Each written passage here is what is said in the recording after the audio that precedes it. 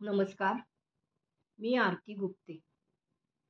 आत्ता परवा 12 तारखेला जी दुर्घटना घडली, त्याबद्दल खूप चर्चा, खूप उहापोह चाललेला आहे.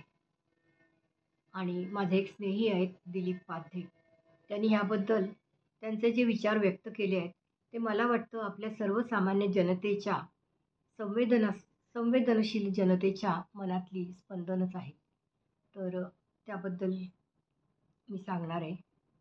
आणि तुमचं ह्याच्यावर काय मत आहे? मला कॉमेंट बॉक्समध्ये जरूर कळवा. 11 नंबर सीट लकी? भविष्यवाणी ठरली खरी?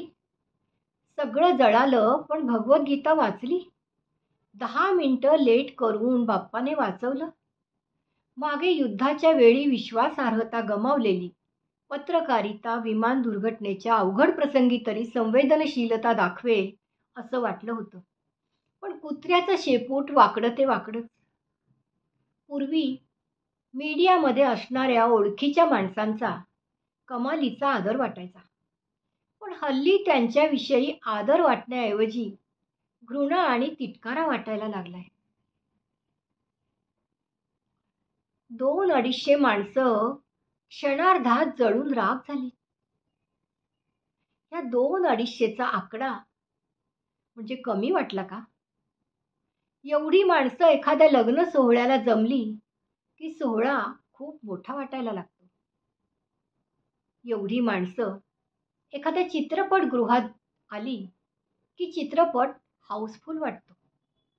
एवढी माणसं एखाद्या नाटकाला आली की नाटक हिट होतं. एवढी माणसं एका वेळी रस्त्यावर उतरली की एखाद्या हुकुमशहाला सुद्धा काम पडतील. एवढी माणसं त्यांची काहीच चूक नसताना संपली. त्यांचं विश्व उद्ध्वस्त झालंय. सध्या परिस्थिती अशी आहे की घरातील खेळण्यातील विमान जरी पाहिलं तरी सर्वसामान्य माणसाच्या अंगावर काटा येत असेल. विमान प्रवास म्हणजे एक स्वप्न. कधीतरी ही इच्छा पूर्ण व्हावी अशी मनोकामना बाळगून अनेक सर्वसामान्य माणसं असतील. मात्र ह्या घटनेनंतर त्यांच्या मनाने विमान प्रवासाची धास्ती घेतली असेल. ही घटना समजल्यानंतर ज्यांचा ह्या 2-4 दिवसात विमान प्रवास असेल त्यांच्या आणि त्यांच्या नातेवाईकांच्या काळजात नक्कीच धस्स झालं असेल. अनेकांनी प्रवास रद्द केले असतील. स्वप्नाच्या आभाळात उंच भरारी घेऊ पाहणाऱ्यांवर मृत्यूने झडप घातली आणि त्यांच्या कुटुंबावर दुःखाचं आभाळ कोसळलं. मृत्यूची झडप, दुःखाचं आभाळ, नियतीची क्रूरता म्हणजे हीच घटना.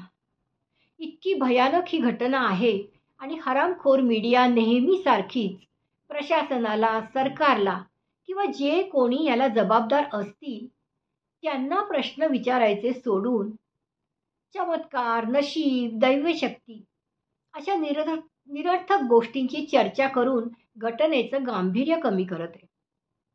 कोण गेलं, कोण वाचलं, कोण होतं ते जाऊ द्या.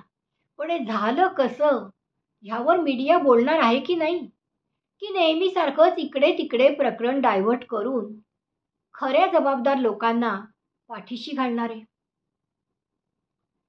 लाखो रुपये खर्च करून शाही थाटात लग्न करून नांदायला गेलेली मुलगी असेल किंवा सोबत 7 फेरे घेऊन जन्मोजन्मीची साथ देऊ असा विश्वास असणारा जोडीदार असेल किंवा स्वप्न डोळ्यात घेऊन रेल्वेने प्रवास करणारे मध्यमवर्गीय प्रवासी असतील किंवा सुट्टीचा आनंद साजरा करायला गेलेले पर्यटक असतील किंवा हाय प्रोफाईल आयुष्य असणारे विदेश प्रवास करणारे श्रीमंत लोक असतील किंवा भविष्याची नवी उमेद घेऊन भरल्या ताटावर बसलेले विद्यार्थी असतील.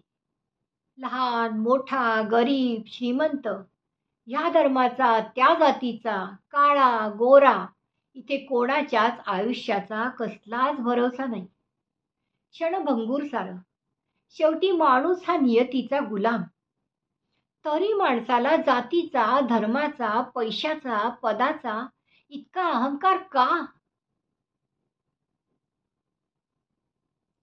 मृतकांस भावपूर्ण श्रद्धांजली.